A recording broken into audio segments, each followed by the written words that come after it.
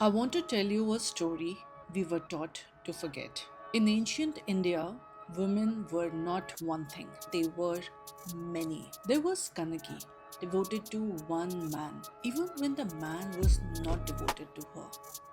There was Mani Medlai, who chose renunciation and lived away from desire. And then there were women like Madhavi, women who chose freedom, women who sang, danced, composed poetry, women who loved without ownership, women who were not bound to a single man, not because they were immoral, but because they were autonomous. They were called natis and nats, entertainers, artists, intellectuals. They lived in matrilineal world where property passed from mother to daughter.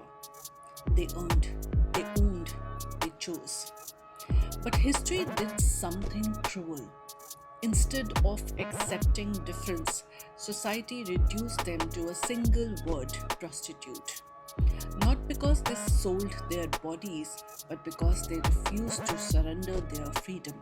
Even mythology knew these women. We call them apsaras, celestial, unattached, uninterested infidelity. They walked away when they wished. They did not cling to men, to power, or even to children.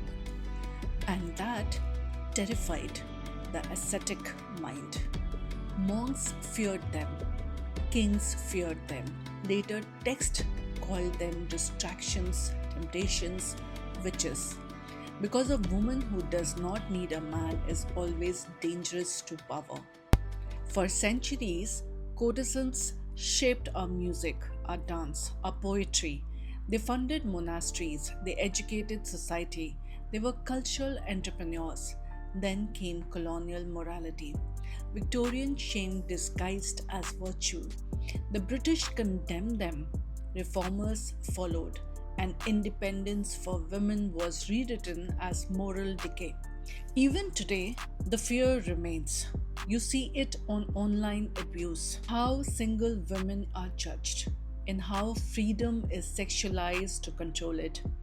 So let me say this clearly, these women were not stains on culture, they were culture. And until we honor the woman who chooses her own life, we will never truly be a civilized society.